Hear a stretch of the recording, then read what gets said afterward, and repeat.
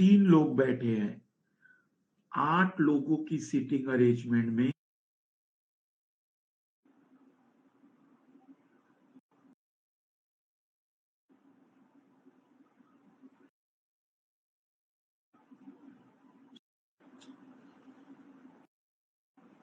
Good morning everybody, good morning.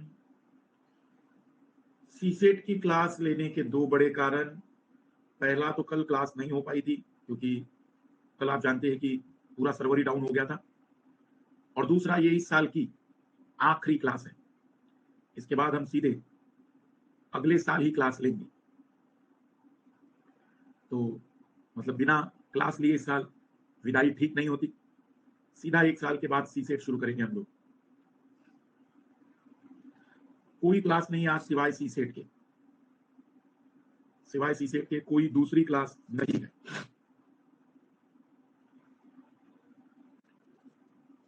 सीधे 1 साल के बाद मिलेंगे हम लोग। शिवम कह रहा है कि क्यों? बिल्कुल सीधा 2 जनवरी को क्लास होगी अब। ठीक है, बताइए क्या लिखी थी आखिरी बात हमने रीजनिंग में? बिल्कुल बिल्कुल।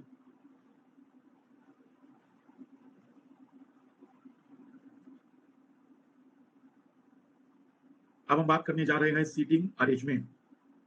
क्या सीटिंग अरेंजमेंट में हमने कोई थ्योरी लिखी थी?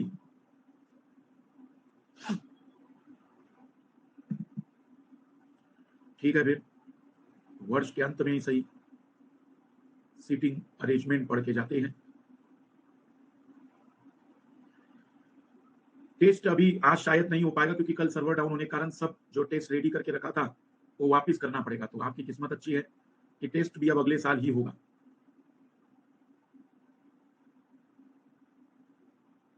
नए साल में पूरा टेस्ट, बिल्कुल। तो बिल्कुल जीरो से शुरुआत करते हुए पहले थ्योरी देखना। अधिकतर किताब वालों ने सीटिंग अरेंजमेंट के आंसर दे दिए हैं, लेकिन किसी ने भी ये एक्सप्लेन नहीं किया कि किसी स्टूडेंट को यदि सीटिंग अरेंजमेंट के क्वेश्चन सॉल्व करने हैं तो वो कैसे सॉल्व करे। इसके लिए मैंने बनाए हैं 5 रूल्स। जैसे पजल में 3 रूल्स थे, डाइस में 3 रूल्स थे, कैलेंडर में कई सारे रूल्स थे, क्लॉक में कोई 3-4 ट्रिक्स थी। वैसे ही इस चैप्टर में भी मैंने 5 नियम बनाए हैं जो आपको सीटिंग अरेंजमेंट के प्रश्न हल करने में बहुत मदद करेंगे। लिखिएगा 5 गोल्डन रूल्स, 5 सुनहरे नियम। पहला, इक्वी डिस्टेंस रूल, समान दूरी का नियम। समान दूरी का नियम। मैंने कई स्टूडेंट देखे हैं जो सीटिंग अरेंजमेंट कर लेते हैं और वो 6 लोगों को कुछ इस तरीके से बिठा लेते हैं, और जब पूछा जाता है कि ए के सामने कौन बैठा है तो दूर दूर तक ए के सामने कोई दिखाई नहीं देता। तो मेरा पहला नियम बताता है कि जब भी आप डायग्राम बनाएं तो उनके बीच का जो डिस्टेंस है वो समान होना चाहिए। दैट मीन्स अगर हम 6 लोगों की सीटिंग अरेंजमेंट, 7 लोगों की सीटिंग अरेंजमेंट, 8 लोगों की सीटिंग अरेंजमेंट के प्रश्नों को सॉल्व करें, 6 लोगों की सीटिंग अरेंजमेंट, 7 लोगों के सीटिंग अरेंजमेंट के इक्वी डिस्टेंस रूल से बस इतना कंफर्मली पता चलेगा कि आमने सामने कोई नहीं बैठा होगा। 8 लोगों की सीटिंग अरेंजमेंट,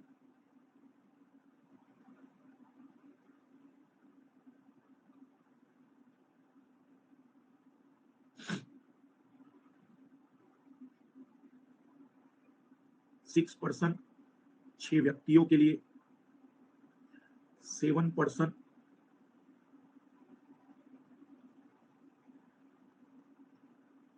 तो लिखते चलेंगे तेजी से। पहला नियम equi distance rule. Equi distance का मतलब होगा आप जब भी डायग्राम बनाएं तो लोगों के बीच की डिस्टेंस इक्वल रखेंगे। जैसे हो सकता है कि आप जो सवाल हल कर रहे हैं वो 5 लोगों के सीटिंग अरेंजमेंट का हो, 5 लोगों का सीटिंग अरेंजमेंट भी हो तो भी इक्वी डिस्टेंस रूल को फॉलो करेंगे। एक कई बार यूपीएससी ने 5 लोगों का इक्वी डिस्टेंस। याद ये भी रखना है कि 7 लोगों की सीटिंग अरेंजमेंट में आमने सामने कोई नहीं बैठता। ये केवल 6 लोगों में और 8 लोगों में ही आमने सामने की बैठक व्यवस्था हो सकती है। दूसरा नियम, बहुत सारे स्टूडेंट्स को तकलीफ आती है राइट और लेफ्ट में। जब सीटिंग अरेंजमेंट में वो कहता है कि लेफ्ट बैठा है, राइट बैठा है, तो आप में से कई लोग कॉपियां घुमाते हैं। सोचिए मैं लैपटॉप घुमाऊंगा तो क्या होगा। तो मैंने इसके लिए एक छोटा सा नियम बना दिया है कि जब भी वो हमसे कहेगा, अभी हम मान के चल रहे हैं कि सभी लोगों के चेहरे सेंटर की ओर है, सभी लोग सेंटर की ओर चेहरा करके बैठे हैं, सेंटर की ओर चेहरा करके बैठे हैं।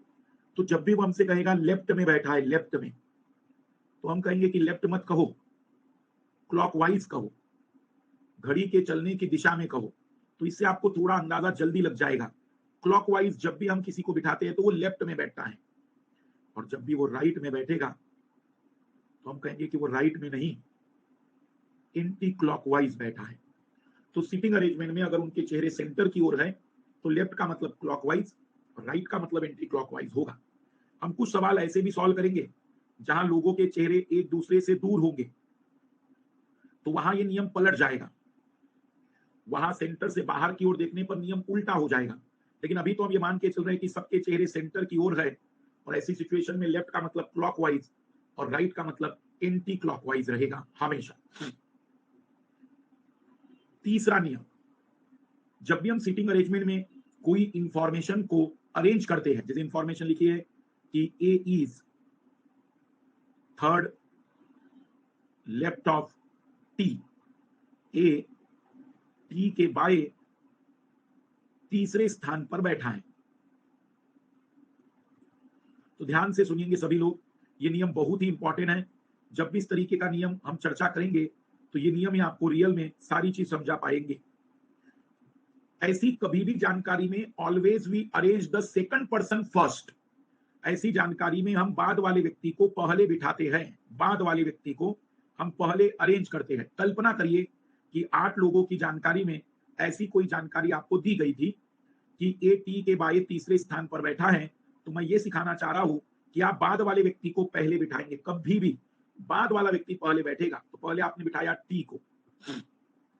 अब टी के बाएं, टी के लेफ्ट में, लेफ्ट नहीं पढ़ेंगे हम, टी के क्लॉकवाइज, दोहराएंगे मेरे साथ कमरे में सभी लोग, टी के क्लॉकवाइज, टी के क्लॉकवाइज, टी के क्लॉकवाइज पहला, दूसरा और तीसरा हम कहेंगे कि महोदय ए यही बैठा होगा।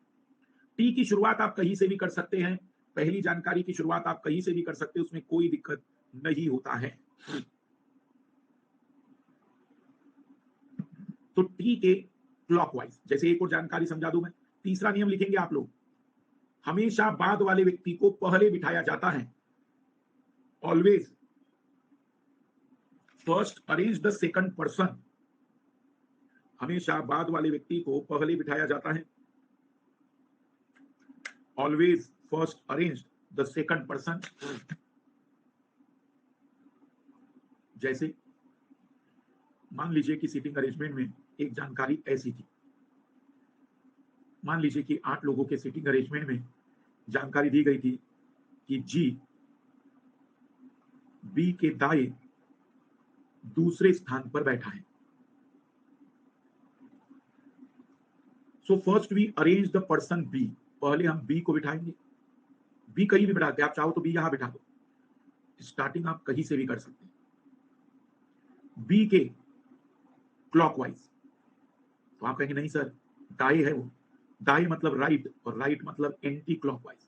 तो मेरे साथ दोहराएंगे, बी के एंटी क्लॉकवाइज, बी के एंटी क्लॉकवाइज, बी के एंटी क्लॉकवाइज। पहला, जी यहीं पर बैठा होगा। तो जब भी आपके सामने ऐसी जानकारी आए तो बाद वाले व्यक्ति को पहले बिठाना है। तीसरा नियम, पहला नियम समान दूरी equi distance rule, left means clockwise, right means anti clockwise. और तीसरा नियम, always arrange the second person first, बाद वाले व्यक्ति को पहले बिठाया जाएगा। फोर्थ रूल, चौथा नियम,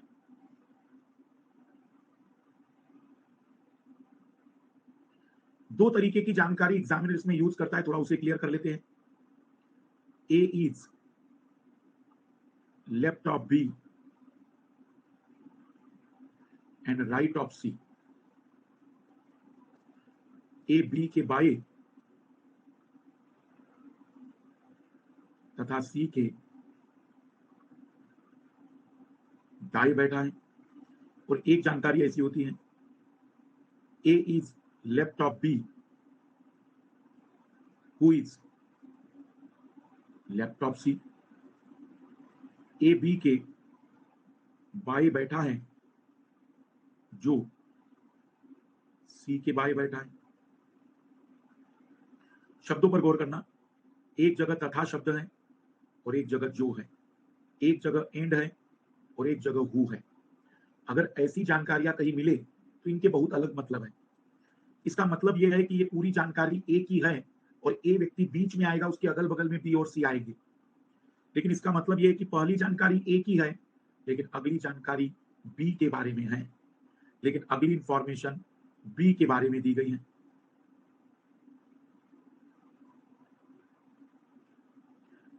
मैं आपको जरा प्रूव करके दिखाऊं कि डायग्राम में यह आंसर कितना बदल जाएगा। कल्पना कर रहे हैं हम लोग कि 8 लोगों की सीटिंग अरेंजमेंट में मान लीजिए ऐसी जानकारियां दी जाए।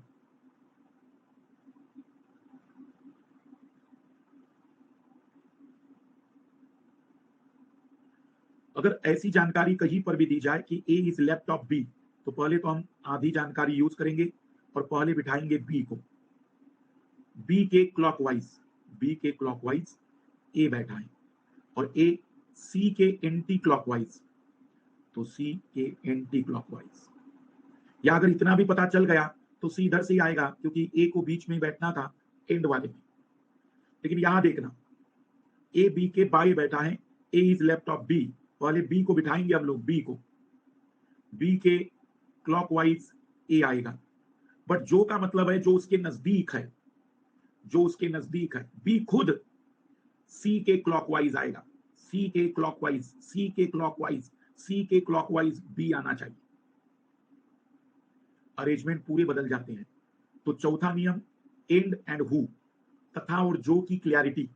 तथा का मतलब पूरी जानकारी पहले व्यक्ति की है और जो का मतलब आधी जानकारी पहले व्यक्ति की और अगली आधी जानकारी दूसरे व्यक्ति की होती है। तो पहला नियम था इक्विडिस्टेंस रूल, दूसरा नियम था लेफ्ट का मतलब क्लॉकवाइज, राइट का मतलब एंटी क्लॉकवाइज, तीसरा नियम था बाद वाले व्यक्ति को पहले बिठाना, चौथा नियम था एंड का और हु का। ठीक है, अब आपको एक ब्रह्मास्त्र दे रहा हूं मैं कि सीटिंग अरेंजमेंट में कभी आपका उत्तर गलत नहीं हो पाएगा। पांचवा नियम, देखो मैंने लगभग सीटिंग अरेंजमेंट में 300 350 क्वेश्चन सॉल्व किए और इन 350 क्वेश्चनों को सॉल्व करने के बाद एक रिजल्ट निकाला कि किन क्वेश्चनों में स्टूडेंट कंफ्यूज होते हैं। तो ध्यान से देखना ये क्वेश्चन कैसे होते हैं। एग्जामिनर आपसे कहता है कि मान लीजिए 8 लोग गोले में बैठे हैं, पहली जानकारी देता है कि ए जी के दाएं बाएं बैठा है, कहीं बताता है, एफ सी के दाएं बाएं बिठाता है, सी डी के दाएं बाएं कहीं बैठा है, डी एफ के दाएं बाएं कहीं बैठा है, एफ जी के दाएं बाएं कहीं बैठा है। तो आप में से कई सारे, क्योंकि भोले बच्चे हैं आप, मतलब भोले लाल लाली, तो क्या कर देते हैं आप में से कई सारे लाल लाली जैसी हल करने लग जाते हैं कि खुश हो जाते हैं कि अब तो सीटिंग अरेंजमेंट का सिंपल सवाल है। ए और जी को बिठाया, मान लेते जी को यहां बिठाया और क्लॉकवाइज मान लो कि ए बैठा है। तो अब क्या होता है कि अगली जानकारी जुड़ी हुई है एफ और सी से, लेकिन ना तो ए का पता है, ना एफ का पता है, ना सी की खबर है। तो कुछ लोग अंदाजा लेने लग जाते हैं कि एफ और सी कहां होंगे। मैं अगर यहां पर बैठा हूं तो पहली जानकारी अगर ए और जी की है तो ढूंढो अगली जानकारी जो या तो ए से जुड़ी हो या जी से जुड़ी हो। और जैसे ही मेरा ये नियम, इसका नियम का नाम रखा है मैंने कनेक्टिविटी का नियम, connectivity rule. Next information is always connected with the previous one. अगली जानकारी हमेशा पिछली जानकारी से जुड़ी हुई होनी चाहिए। शब्द दोहरा रहा हूं मैं, next information is always connected with the previous one. अगली जानकारी हमेशा पिछली जानकारी से जुड़ी हुई होनी चाहिए। इसका मतलब हुआ लाल लालियों कि सीधा मैंने जंप करना चाहिए था इस पर। मान लीजिए कि अब मुझे ये पता चल गया कि जी की सहायता से एफ यहां बैठेगा, एफ की सहायता से डी बिठा दूंगा, डी की सहायता से सी बिठा दूंगा और सी की सहायता से एफ फिर से बैठ सकता है। मैं ये कहना चाह रहा हूं, मैं ये बताना चाह रहा हूं आप लोगों को कि अगर आपने पहली जानकारी पी और एस की यूज की तो अगली जानकारी वही होगी जो या तो पी से जुड़ी हो या एस से। कोई और यूज मत करना। इस रूल को स्ट्रिक्टली फॉलो करना। एग्जामिनर की ताकत ही नहीं है कि वो कभी आपको कठिन सवाल बना के दिखा दे। हमेशा अगली जानकारी पिछली जानकारी से जुड़ी हुई होनी चाहिए। अगर आपने पहली जानकारी पी और आर की यूज की है तो अगली या तो पी से जुड़ी हो या आर से, तो अजम्पशन नहीं लेना पड़ेगा। तो पांचों नियम उम्मीद है कि क्लियर हो गए होंगे। ये किसी किताब में नहीं मिलेंगे क्योंकि ऑब्वियसली किताबों में अभी इतनी ताकत नहीं जो हमारी रीजनिंग क्रॉस कर ले। तो पहला नियम इक्विडिस्टेंस का नियम, दूसरा नियम clockwise anti clockwise, left means clockwise, right means anti clockwise, सबके चेहरे अंदर की ओर होंगे। हमेशा बाद वाले व्यक्ति को पहले बिठाया जाएगा। एंड का मतलब पूरी जानकारी पहले व्यक्ति की, वो व्यक्ति बीच में आएगा। हु का मतलब आधी जानकारी पहले व्यक्ति की, अगली आधी जानकारी दूसरे व्यक्ति की। और कनेक्टिविटी के नियम का मतलब है कि अगली जानकारी हमेशा पिछली जानकारी से जुड़ी हुई होनी चाहिए। पहला सवाल मैं हल करूंगा, अगले सवाल से आप लोग हल करेंगे। चौथा नियम केवल इतना ही है कि एंड में पूरी जानकारी पहले व्यक्ति की है और पहला व्यक्ति निश्चित ही बीच में आएगा। बस ये बात ध्यान देना। हु वाले में वो बीच में नहीं आता, पहला वाला व्यक्ति।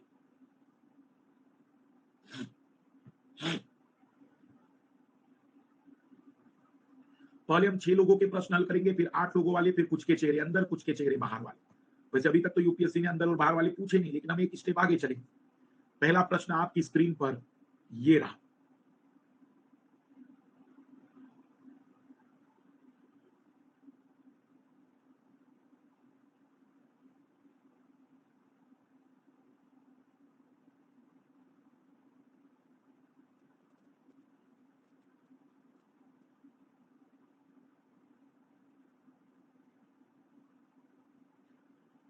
छह लोगों का सीटिंग अरेंजमेंट है।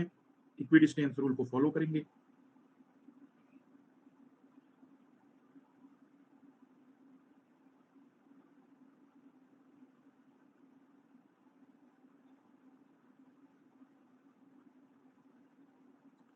अब आइए ध्यान से केवल सीखने पर गौर करना। पहला सवाल सीखने के लिए होता है, भले ही सब कुछ समझ में आ गया। 6 मित्र एबीसीडी अब गोले में बैठे हैं जिनके चेहरे केंद्र की ओर हैं। 6 फ्रेंड्स एबीसीडी अब are sitting in circle whose face are toward the center। A B को देख रहा है, देख रहा है मतलब भाई आमने सामने है। तो मैंने ए को नीचे बिठाया, बी को ऊपर। आप ए को ऊपर और बी को नीचे बिठा सकते हैं। आप चाहे तो ए और बी को यहां बिठाइए, कहीं भी किसी को अरेंज कर दीजिए, उससे कोई लेना देना नहीं है। शुरुआत आप कहीं से भी कर सकते हैं। अब अगली कनेक्टिविटी ध्यान से देखना। बी ई के दाएं तथा सी के बाएं बैठा है। B sitting to the right of E and left of C. तो पहले हम ई को बिठाएंगे। ई के एंटी क्लॉकवाइज, ई के एंटी क्लॉकवाइज, ई के एंटी क्लॉकवाइज, ई के एंटी क्लॉकवाइज बी होना चाहिए। ई के एंटी क्लॉकवाइज बी होना चाहिए। सी के क्लॉकवाइज, सी के क्लॉकवाइज, सी के क्लॉकवाइज बी होना चाहिए। C sitting to the left of D, D के क्लॉकवाइज, डी के क्लॉकवाइज, डी के क्लॉकवाइज सी होना चाहिए। आखिरी की जानकारी नहीं भी होती तो भी उत्तर आ जाता कि आखिरी में एक ही व्यक्ति बैठा है और वो यहीं पर बैठेगा। अब इसमें सवाल कोई एक पूछा जा सकता है, डी के सामने कौन बैठा है, सी के सामने, एफ के सामने, डी किन के बीच में बैठा है, एफ किन के बीच में बैठा है, ऐसे कोई भी सवाल। आप लोग मुझे जब उत्तर बताएंगे, आप लोग, तो आप मुझे ए से क्लॉकवाइज उत्तर बताएंगे। ए से clockwise A D C, B E F, A D C, B E F.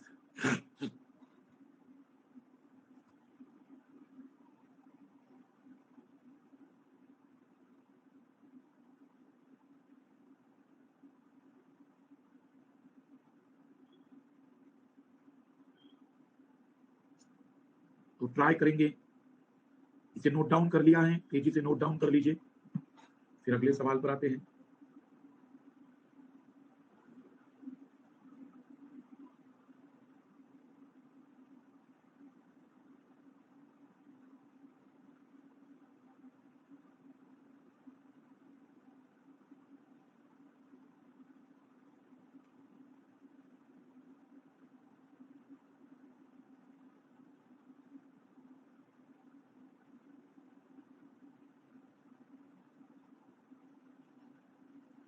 E left में रहेगा लेकिन ई के राइट में भी आना चाहिए, क्योंकि उसने कहा था कि जो ई के राइट में है वो बी आना चाहिए, ई के दाएं बी आना चाहिए, anti clockwise.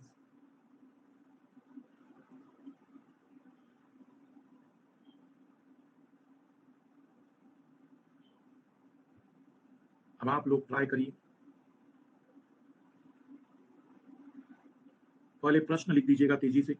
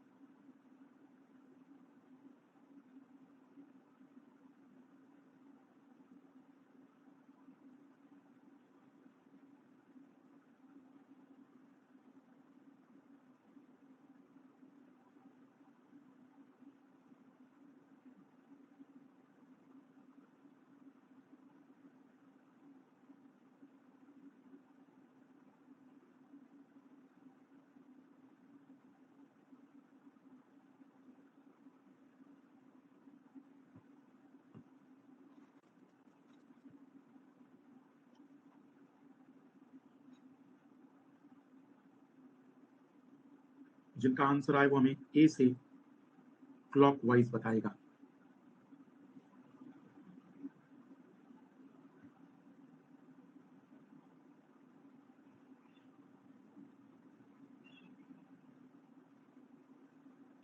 A E C B F D, A D F B C E, A E C B F D. A से क्लॉकवाइज, क्लॉकवाइज समझते हैं ना आप लोग, क्योंकि कई लोगों के आंसर अलग आ रहे हैं।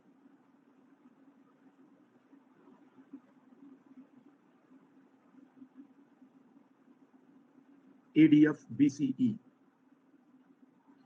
A D F B C E. आइए देख लेते हैं।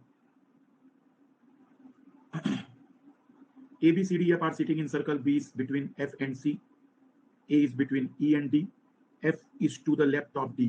क्या ये बात समझ में आ रही है कि आपने शुरुआत कहां से करनी चाहिए थी? यहां से। F is to the left of D. D के क्लॉकवाइज F होगा। D के क्लॉकवाइज F। कनेक्टिविटी पर आ जाओ। B F और C के बीच बैठा है। F और C को इधर ही बिठाना पड़ेगा। A E और D के बीच बैठा है। क्लॉकवाइज आंसर ये होना चाहिए था, A D F B C E।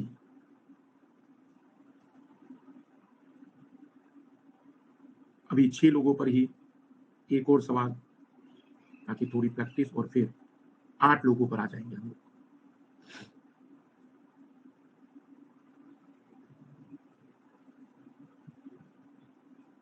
प्रश्न लिख लीजिए पहले।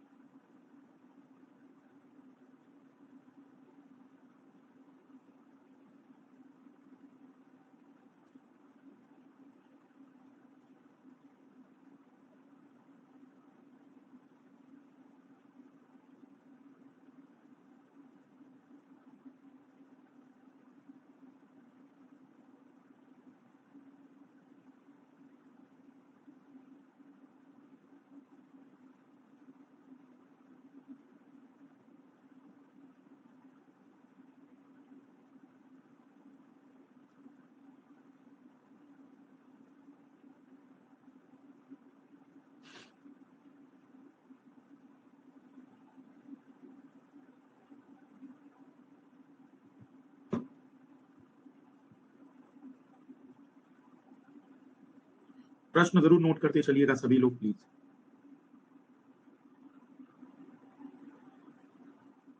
P S R Q T U, P से clockwise, P S R Q T U।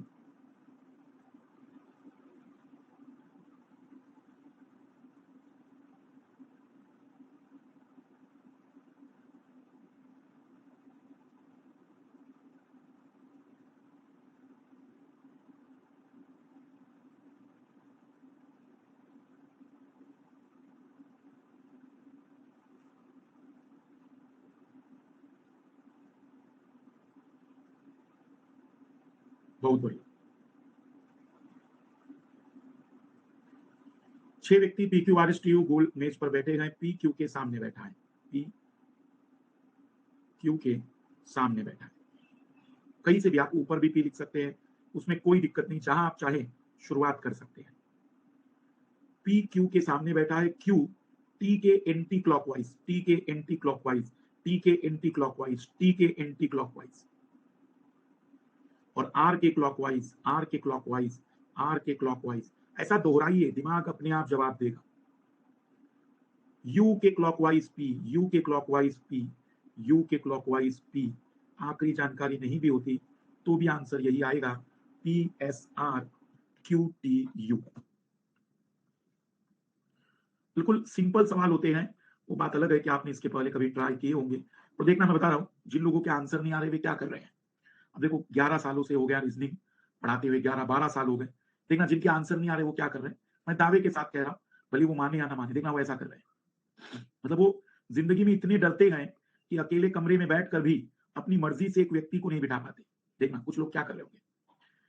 P Q के सामने बैठा है, बस वो तारे जमीन वाला एक लाल नहीं था, एक सवाल हल कर देने के बाद कैसे कुछ हो रहा था, बस पी लिख दिया और खुश, पी बिठा दिया मैंने। बाकी तो देखेंगे कहा जा रहे हैं। अधिकतर लाल लाली जिनके उत्तर नहीं आ रहे, वो हिम्मत भी नहीं जुटा पा रहे कि अरे अरे क्यों, बिठा कर तो देखो, यही बिठा देना, गलत तो होने दो, एक बार तो गलती होने दो, दूसरी बार मैं सुधार दूंगा। और जिनके उत्तर नहीं आ रहे हैं वो 2 से 3 लोगों को बिठाने की जुटाने हिम्मत जुटा नहीं पा रहे। 206 हड्डियों वाला शरीर अगर 3 अक्षरों को अरेंज नहीं कर पा रहा है तो लानत है ऐसे शरीर पर। क्या होगा, गलत ही होगा ना, होने दो ना। तुम्हें कौन सा अभी अग्नि परीक्षा से गुजरना है। गलत होगा तो सही पता चलेगा, गलत नहीं होगा तो वो भी पता नहीं चलेगा।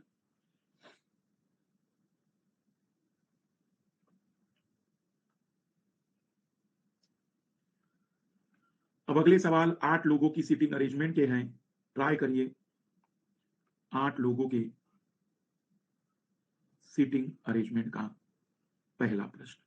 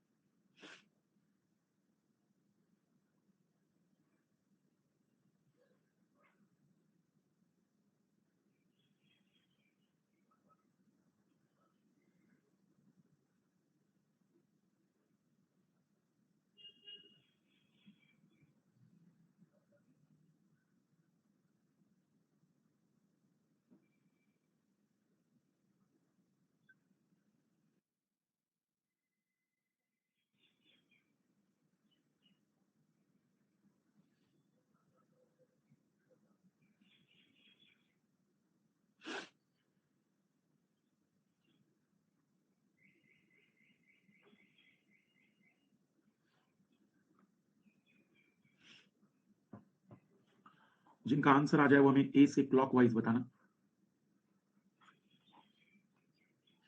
ए से clockwise. A D E H F G B C, A D E H F G B सी।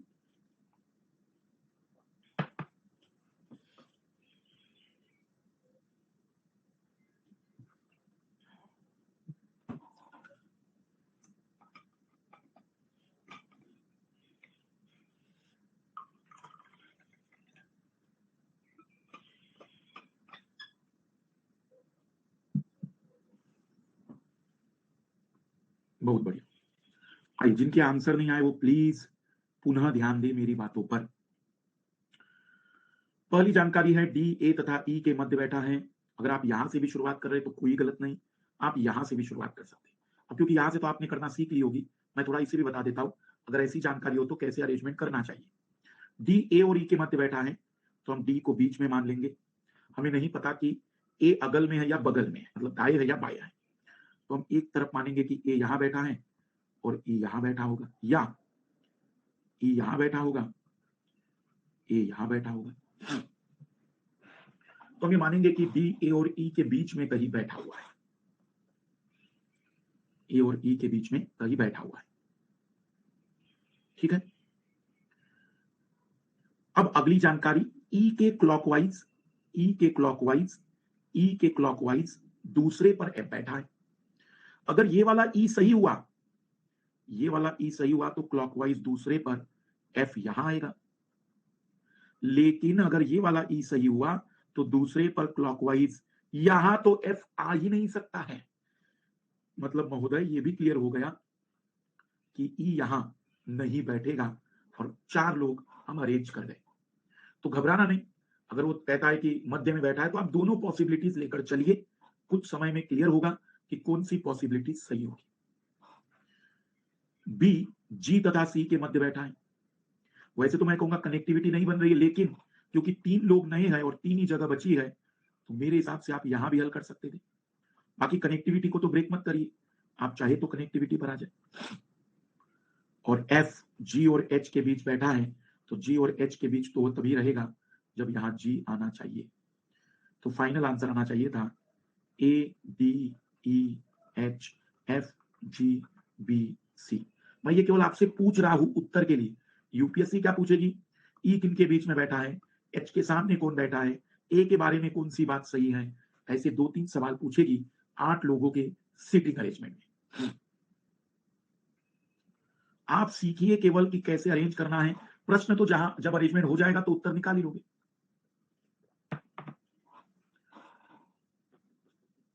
करिए जरा 8 लोगों की सीटिंग अरेंजमेंट का एक और खूबसूरत सवाल।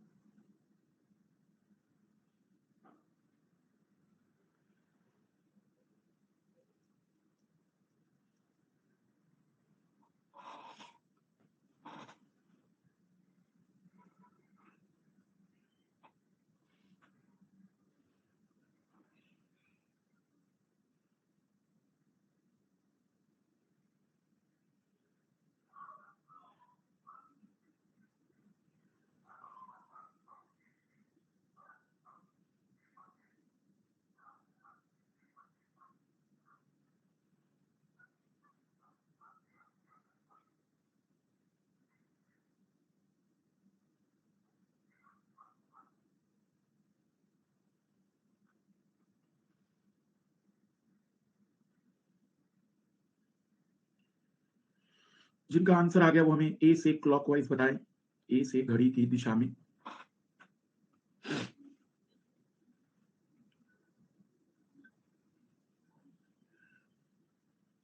A C F H D G B E.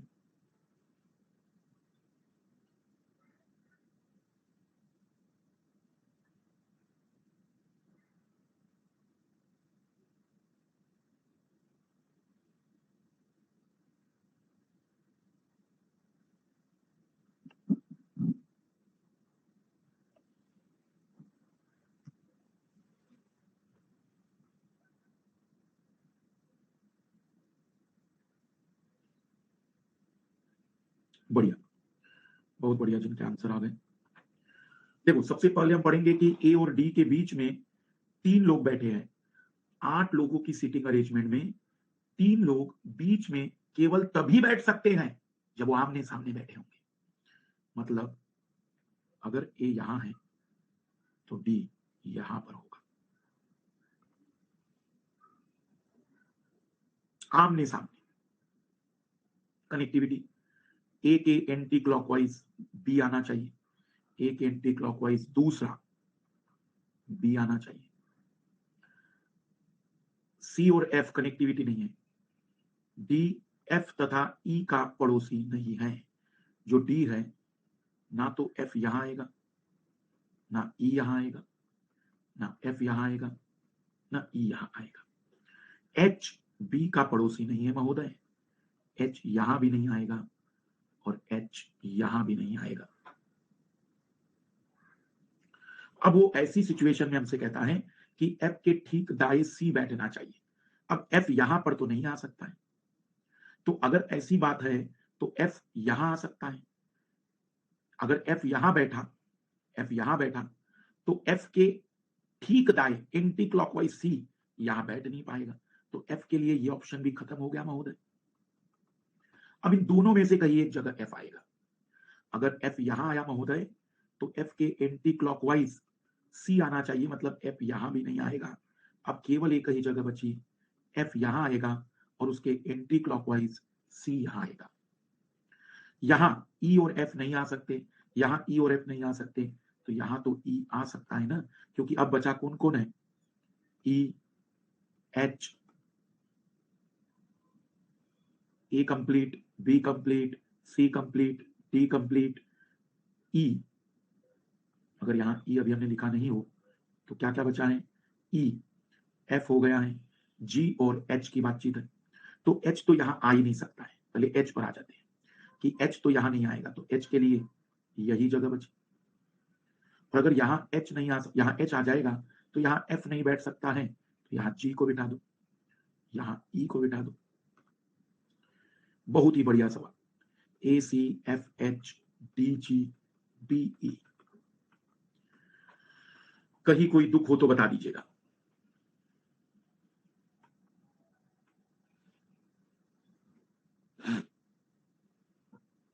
बढ़िया सवाल है, थोड़ा कठिन है। एक 8 लोगों का सवाल देख लेते हैं। एफ यहां नहीं आ सकता दोनों जगह पर, एफ यहां बैठे नहीं सकता क्योंकि सी नहीं आ पाएगा, एफ यहां नहीं बैठ सकता, सी नहीं आ पाएगा, तो फाइनली एफ की यही पर जगह हो सकती थी। राइट मतलब एंटी क्लॉकवाइज। स्टार्टिंग कहीं से भी करो लागी, स्टार्टिंग का टेंशन नहीं लेते, स्टार्टिंग तो आप कहीं से भी कर सकते हैं।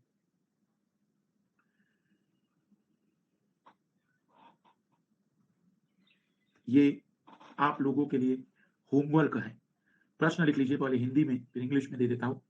प्रश्न लिख लीजिए होमवर्क के रूप में।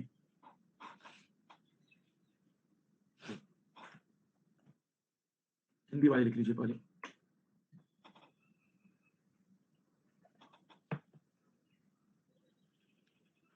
डेली इकोनॉमिक्स की क्लास 7 बजे होती है, बट आज कोई क्लास नहीं है, केवल सीसेट की क्लास है, इसलिए सुबह 7 बजे सीसेट ले लिया।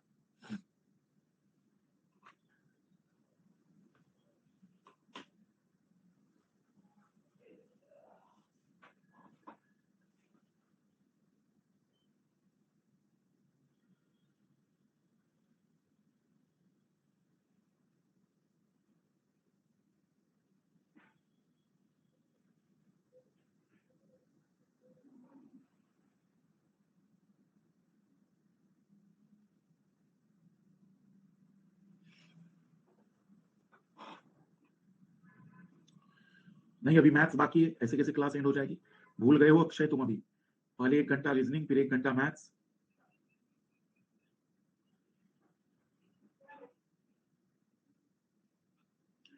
लिख लिया प्रश्न,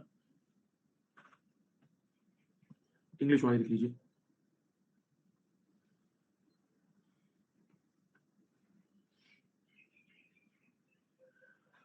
4 men ABCD, 4 women EFGH are sitting in a circle whose face are toward the center. No 2 men, 2 women are sitting together. C sit between G and E and face D. F sit between D and A and face G. H is sitting to the right of P.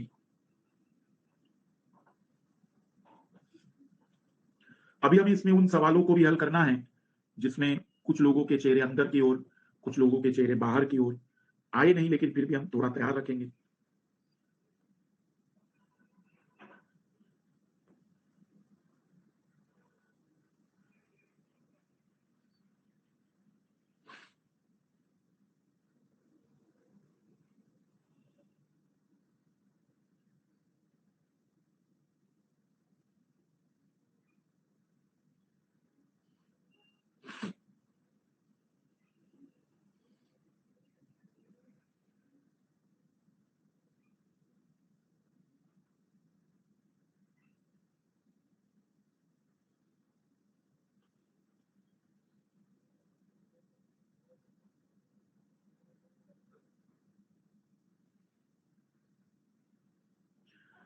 तो आइए अब हम maths की बातचीत करते हैं।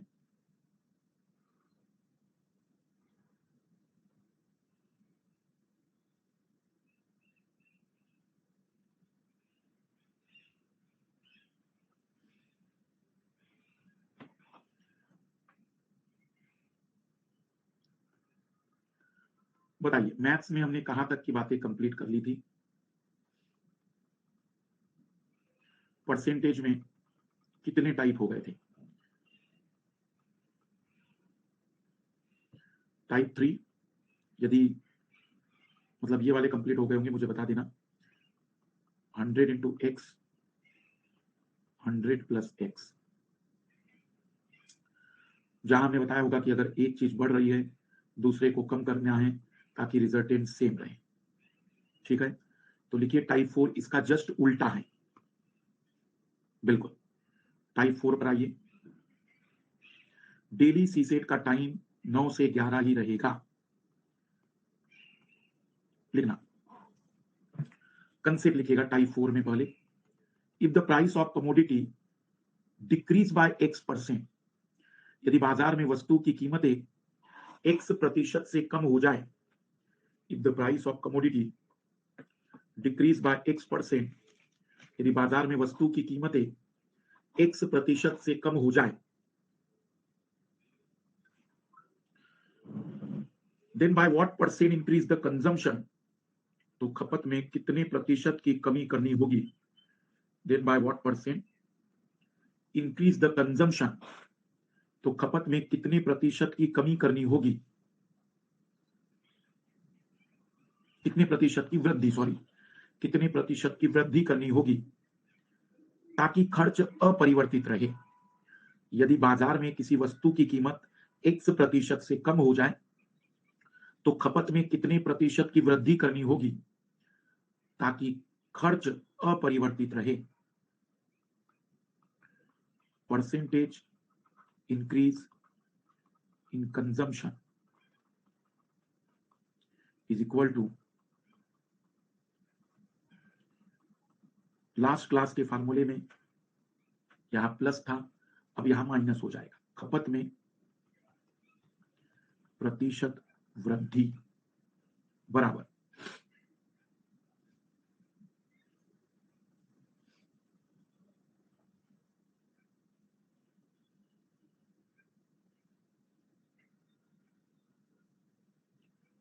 खपत में प्रतिशत वृद्धि बराबर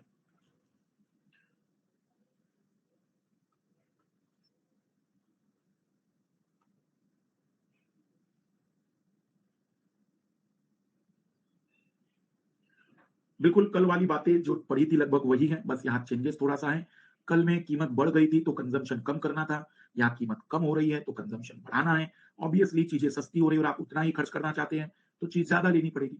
लिखना, if the price of vegetable decrease by 20%, यदि सब्जियों की कीमतें 20% से कम हो जाए,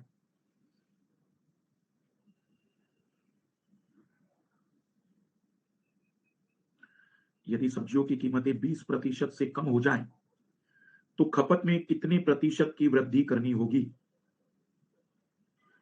यदि सब्जियों की कीमतें 20% से कम हो जाए तो खपत में कितने प्रतिशत की कमी करनी होगी? खपत में कितने प्रतिशत की वृद्धि करनी होगी? So that expenditure become unchanged, ताकि खर्च अपरिवर्तित रहे, ताकि खर्च अपरिवर्तित रहे।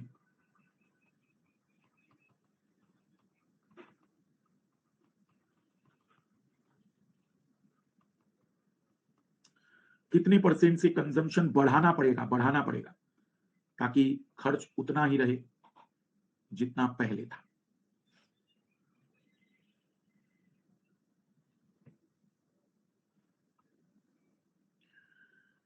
तो हम कहेंगे कि 100 इंटू 20, 100 माइनस 20, 100 इंटू 20,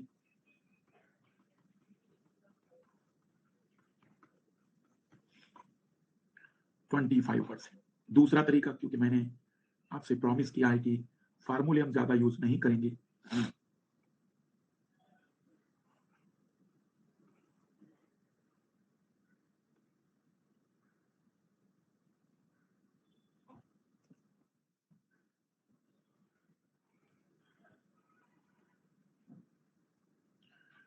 दूसरा तरीका जहां मैंने आपको बताया था कि सपोज कर लीजिए कि पहले 100 रुपए में 100 किलोग्राम सब्जी आती थी, अब 80 रुपए में ही 100 किलोग्राम आती है, लेकिन आप तो उसको 100 रुपए ही दे रहे हो, तो वो 20 रुपए एक्स्ट्रा मिलने पर कितना सब्जी एक्स्ट्रा देगा?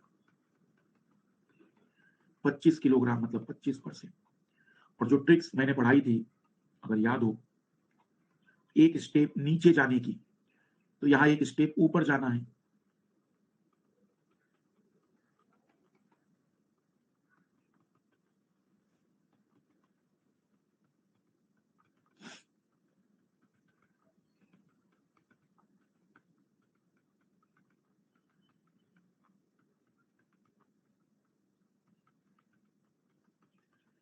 अगर ये याद है, तो जब भी बढ़ोतरी करनी है, इंक्रीज करना है, तो आपको एक स्टेप ऊपर आना चाहिए था। कितने परसेंट से कीमतों में बदलाव हुआ था? तो एक स्टेप ऊपर आ जाते बस। तो लास्ट क्लास में हम इसके बारे में चर्चाएं कर चुके हैं, बहुत सारी डाइवर्सिटी देख चुके हैं, तो अब केवल एक आइडिया लग गया हो। तो आगे बढ़ते हैं। अब हम लिखना टाइप 5। देखो, अभी तक के जितने सवाल थे, सभी में एक वस्तु की कीमत बढ़ रही थी, दूसरे की कम करनी थी, कंजम्पशन कम करना था। लेकिन इमेजिन करो कि दो चीजें हो रही है, कीमत भी बढ़ रही है और कंजम्पशन भी बढ़ रहा है, तो फिर खर्चा कितने से बढ़ जाएगा? या कीमत इतने से बढ़ी, खर्चा इतने से कम किया, तो रिजल्ट कितना आया? तो टाइटल डालेंगे type 5, resultant percentage change by two variable. दो चरों का परिणामी प्रतिशत परिवर्तन, resultant percentage change by two variable. दो चरों का परिणामी प्रतिशत परिवर्तन, दो चरों का परिणामी प्रतिशत परिवर्तन का मतलब होता है, मान लीजिए कि कीमतें बढ़ जाए, खपत भी बढ़ जाए, तो resultant percentage change, resultant percentage change परिणामी प्रतिशत परिवर्तन is equal to x plus y plus x y by 100। X मतलब पहला परिवर्तन, वाई मतलब दूसरा परिवर्तन। पहला परिवर्तन, अब यहां एक थोड़ी इंपॉर्टेंट बात समझ लीजिए सभी लोग प्लीज। अगर बढ़ रहा है, एक्स की वैल्यू बढ़ रही है तो पॉजिटिव, वाई की वैल्यू बढ़ रही है तो पॉजिटिव, अगर घट रहा है तो निगेटिव। तो यहां चेंज करते रहिएगा। मान लो एक्स बढ़ रहा है, वाई घट रहा है, तो याद रखना कि एक प्लस एक माइनस अगर हो, तो प्लस और माइनस की लड़ाई में जीत हमेशा माइनस की, पाप और पुण्य में जीत हमेशा पाप की।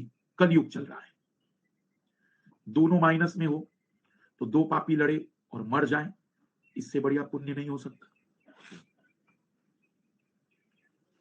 तो ये बदलते आना चाहिए, मतलब याद रखना कि यही मेन फार्मूला है। पर घबराओ नहीं, जिन लाल लालियों को प्लस माइनस का दुख है, उन्हें मैं कोई तरीका दूंगा जिन्हें प्लस माइनस में कोई तकलीफ नहीं जाएगी। लिखना, if the price of petrol increase by 20%, यदि पेट्रोल की कीमतें 20% से बढ़ जाए, if the price of petrol increase by 20%, यदि पेट्रोल की कीमतें 20% से बढ़ जाए, and consumption also increase by 10%, और खपत भी 10% से बढ़ा दी जाए,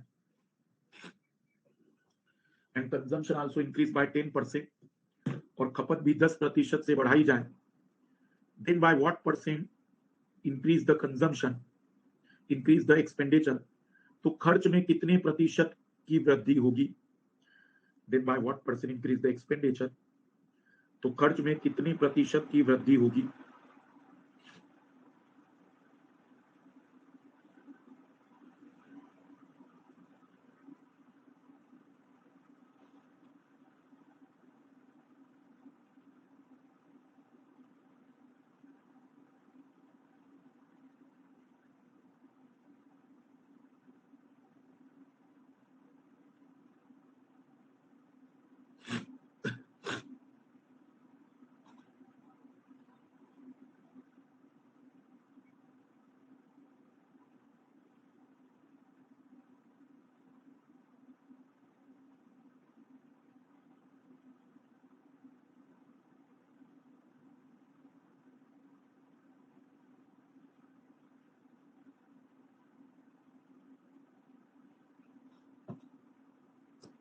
आइए, जिन लोगों ने आंसर निकाल दिए बढ़िया, जिनके नहीं आए वो इधर ध्यान दें।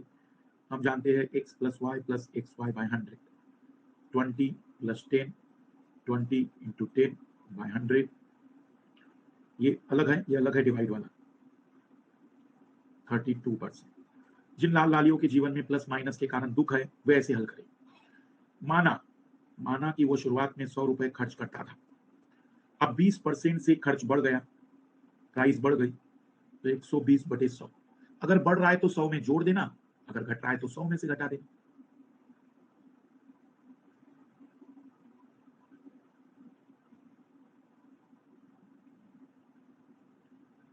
$132, 100 से जितना ज्यादा आया उतना खर्च बढ़ गया, अगर 100 से कम आया तो उतना खर्च कम हो गया। दोनों मेथड बढ़िया है, जो आपको बेटर लगे वो आप यूज कर सकते हैं।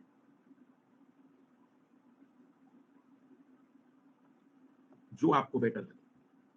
अब थोड़ा डाइवर्सिटी देखते चलो इसमें कैसी है। तो खाने पीने तक ही सीमित नहीं रहेगा ये, लिखना। If a cinema owner increase the number of seat by 20%, यदि एक सिनेमा हॉल का मालिक सीटों की संख्या 20% से बढ़ा दे,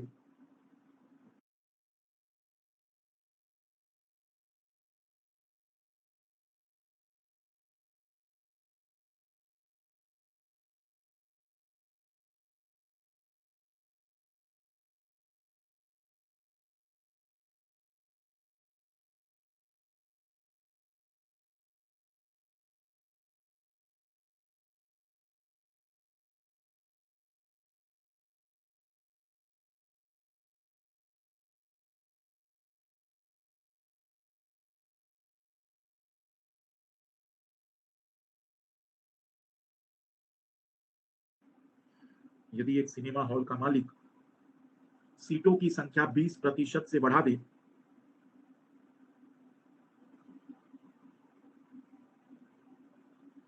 and decrease the price by 10%,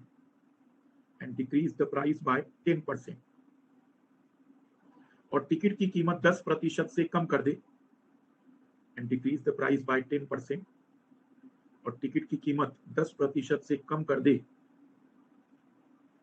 then by what percent change the revenue, तो उसकी कमाई कितने प्रतिशत से परिवर्तित हुई होगी।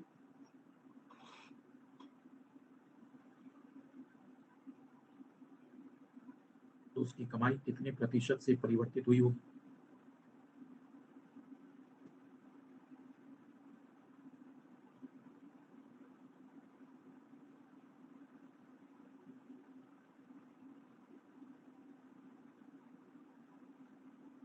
बीस % से सीटें बढ़ गई और 10% से प्राइस कम हो गए। एग्जाम हॉल में याद आना चाहिए कि यह दो चरों का परिणामी प्रतिशत परिवर्तन है।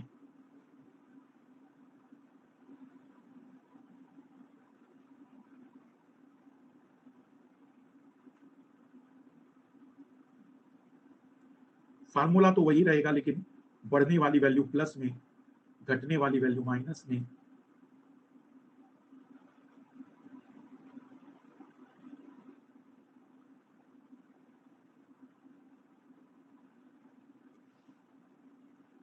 और या फिर 100, 120/100, 90/100, 108, 100 से 108 मतलब 8% की वृद्धि।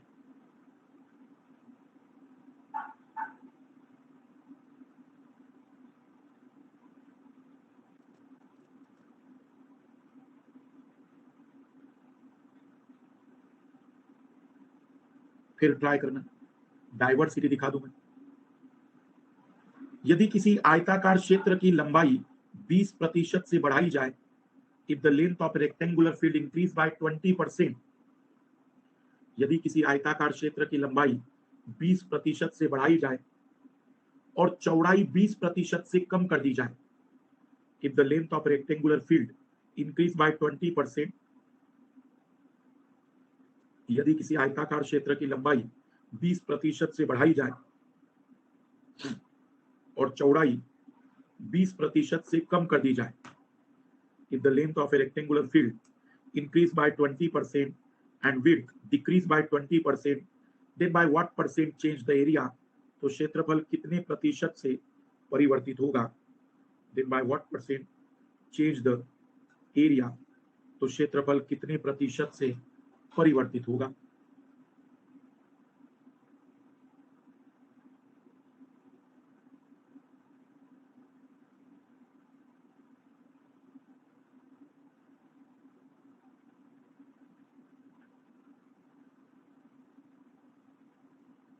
अपरिवर्तित रहेगा।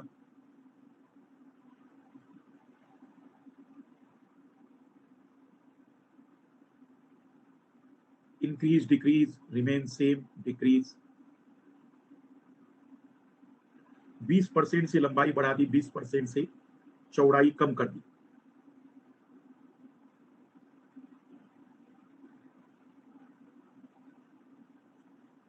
फार्मूला यूज करिए।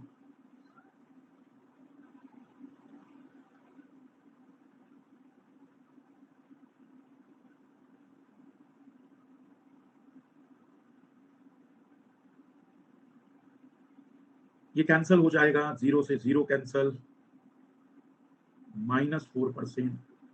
तो -4% का मतलब 4% से घट जाएगा, 4% से घट जाएगा। दूसरा तरीका,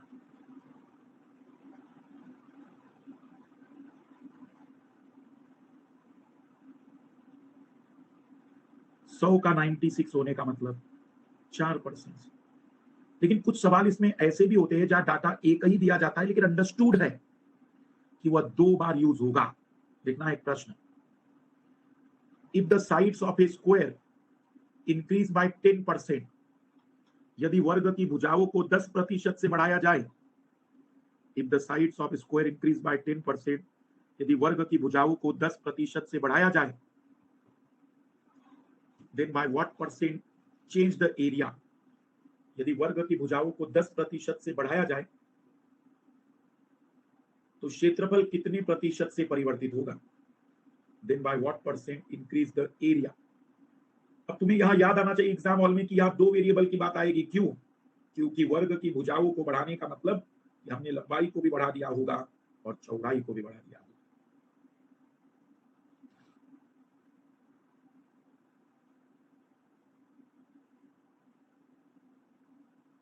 तो बताइए,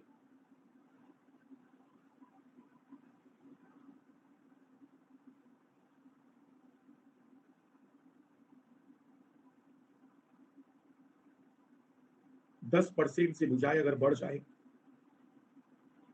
तो क्षेत्रफल कितने प्रतिशत से बढ़ेगा?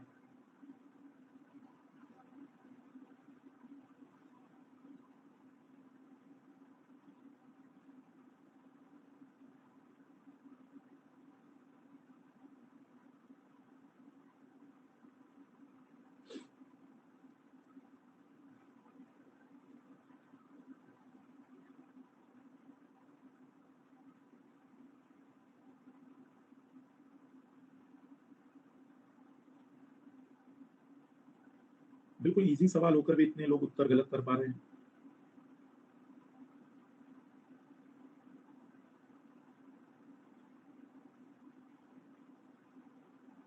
सौ बटे 100 0 थोड़ी होता है लालू, 1 होगा ना। या फिर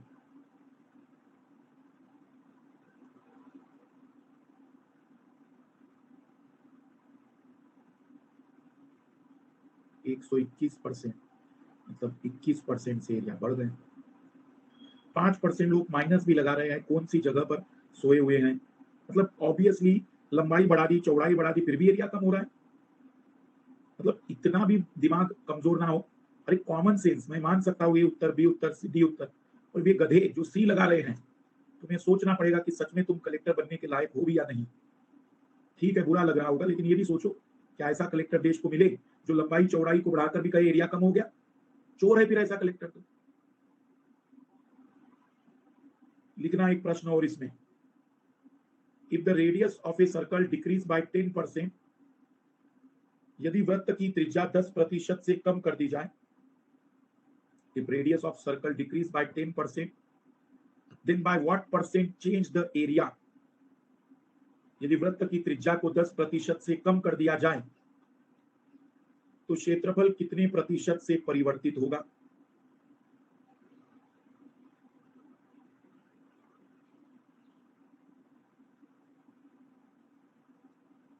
तो क्षेत्रफल कितने प्रतिशत से परिवर्तित होगा?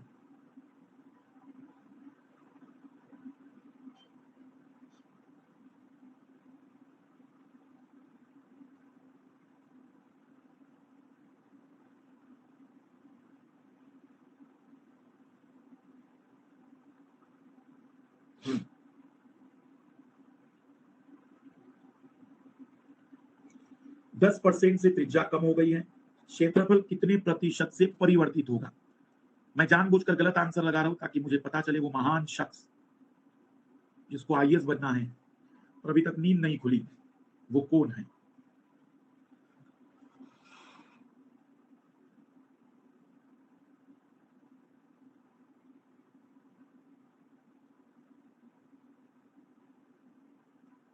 ये है विशाल, इन्हें भी कलेक्टर बनना है भाई।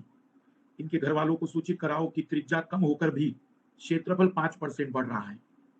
अद्भुत, तुम ही हो वो नायक, महानायक, अधिनायक जिसको पूरे कलयुग में ढूंढा जा रहा है।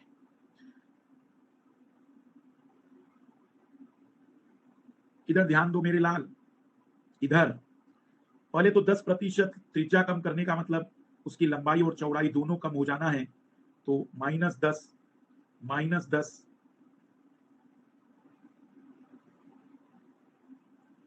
-20 +1 -19% की कमी।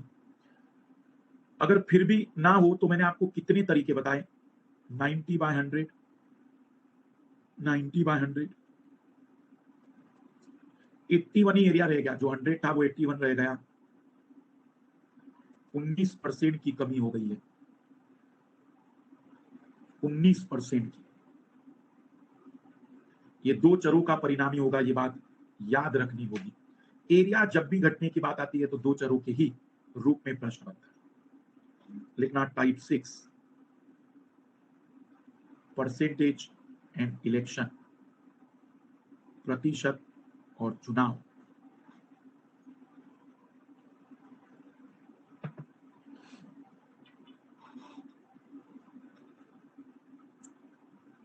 जैसे दो उम्मीदवार के बीच में यदि इलेक्शन हो, जैसे मान लेते दो उम्मीदवार ए और बी के बीच में इलेक्शन हुए और आपको पता चला कि ए को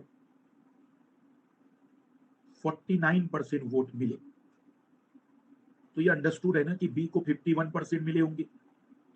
ये भी अंडरस्टूड है कि ए हार गया 2% से या बी हार गया 2% से।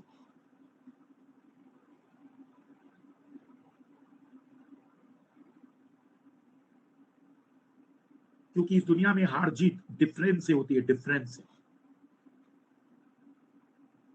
लिखना वाला एक प्रश्न, at an election between two candidate, दो उम्मीदवारों के मध्य हुए चुनाव में एक लाली पूछ रही है कि 81 का 19 कैसे हुआ? 100 में से 81 घटाएंगे तो 19 आएगा, क्योंकि पहले 100 था, अब 81 हो गया। तुम कहो तो मैं वो भी प्रूव करके दे सकता। 10 लाइनें खींचो, उसमें से एक लाइन कट कर दो, फिर गिन लो कितनी लाइनें बची। अब बस यही तो, इसी से तो हम आईएएस बनेंगे। At an election between two candidate, दो उम्मीदवार के मध्य हुए चुनाव में, at an election between two candidate, a candidate secure 43% of the votes. दो उम्मीदवारों के मध्य हुए चुनाव में एक उम्मीदवार को 43% मत मिलते हैं। एक उम्मीदवार को 43% मत मिलते हैं।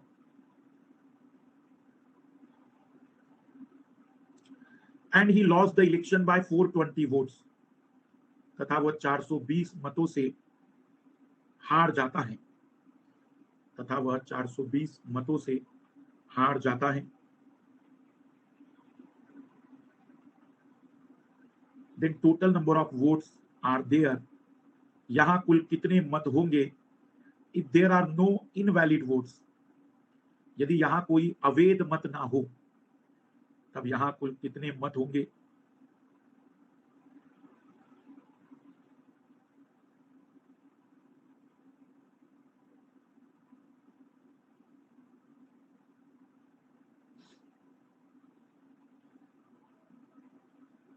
तब यहां कुल कितने मत होंगे।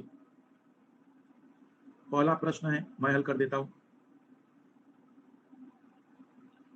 देखो, दो उम्मीदवार के बीच में एक को 43% वोट मिले तो ये बात तय हो गई ना कि दूसरे को 57 ही मिला होगा, क्योंकि 100% वोट होंगे, 43 इसको मिल रहे तो 57 उसको मिलेंगे। हम कहेंगे कि महोदय ये हार रहा है 14% वोटों से, 14% वोटों से हार गया, लेकिन वो तो कह रहा था कि 420 लोगों से हार गया। इसका मतलब ये जो 14% वोट की कमी है ये यही 420 लोगों के बराबर है।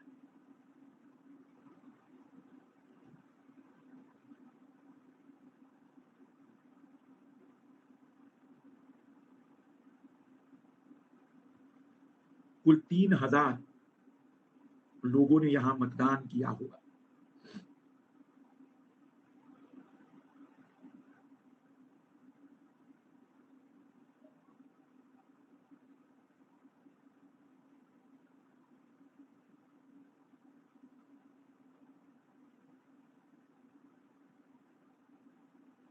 ट्राई करिए अब आप लोग। At an election between two candidate, दो उम्मीदवार के मध्य हुए चुनाव में, at an election between two candidate, दो उम्मीदवार के मध्य हुए चुनाव में एक candidate secure 46% of the valid vote, एक उम्मीदवार को वैध मतों के 46% मत मिलते हैं।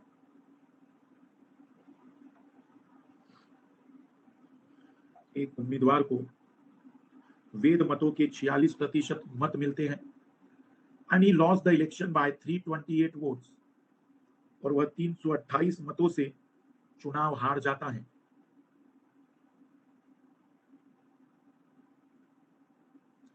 और वह 328 मतों से चुनाव हार जाता है। Then total number of votes are there, यहां कुल कितने मतों का उपयोग किया गया है।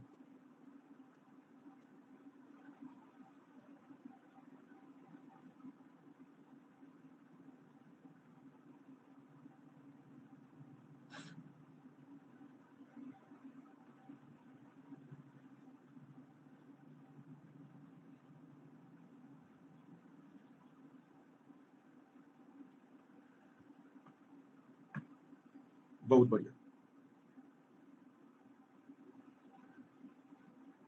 हम कहेंगे कि एक उम्मीदवार को 46%, 54%, 8% से हार जीत, 8% से हारा, लेकिन वो तो कह रहा था कि 328 मतों से हारा, मतलब वही 8% की भीड़ 328 लोगों के बराबर होगी।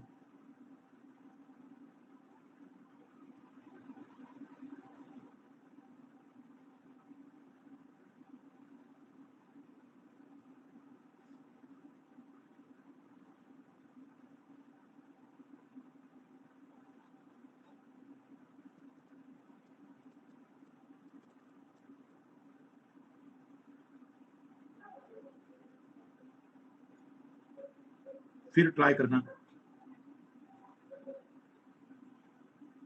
Eight an election between two candidate, दो उम्मीदवार के मध्य हुए चुनाव में, at an election between two candidate, दो उम्मीदवार के मध्य हुए चुनाव में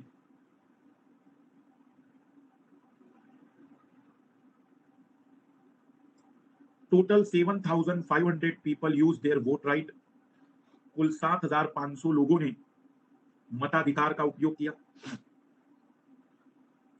total 7,500 people use their vote right, कुल 7,500 लोगों ने मताधिकार का उपयोग किया।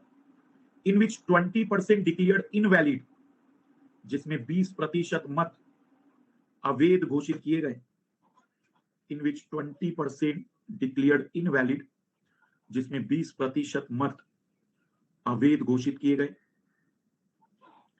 If A candidate secure 55% of valid vote, यदि एक उम्मीदवार को वैध मतों के 55% मत मिले हो, if A candidate secure 55% of valid vote, यदि एक उम्मीदवार को वैध मतों के 55% मत मिले हो, then number of votes secured by second candidate is, तब दूसरे उम्मीदवार को कितने मत मिले होंगे, तब दूसरे उम्मीदवार को कितने वैध मत मिले होंगे, then second candidate secure how many valid votes, तब दूसरे उम्मीदवार को कितने वैध मत मिले होंगे।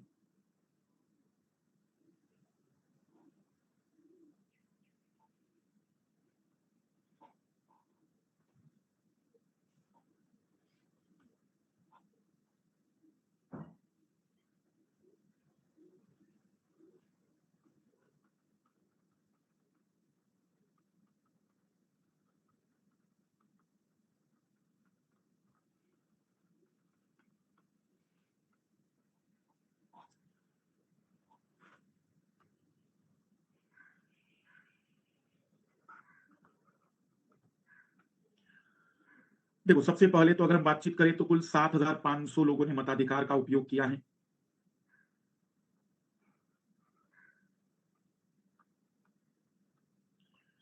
सात हजार पांच सौ लोगों ने मताधिकार का उपयोग किया, मतलब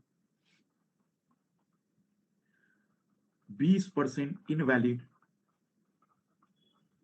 1500 इनवैलिड थे, 6,000 वैलिड वोट थे। 6,000 का एक को 55 मिल रहा है तो दूसरे को 45% मिलेगा, मतलब दूसरे उम्मीदवार को 2700 वोट मिले होंगे, क्योंकि एक को 55 मिल रहा है, ऑब्वियसली अब 6,000 का 55 एक को मिला तो दूसरे को 100 माइनस 55 45% वोट मिले होंगे। अब टाइटल डालिए टाइप 7 परसेंट एंड पॉपुलेशन, प्रतिशत और जनसंख्या के प्रश्न। परसेंट एंड पॉपुलेशन, प्रतिशत और जनसंख्या के प्रश्न, जिसे हम स्टार्ट करेंगे अब अगले साल।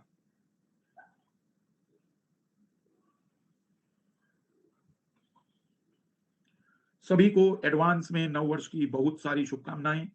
रिवाइज करते चलिएगा, पढ़ते चलिएगा और आप लोग नया साल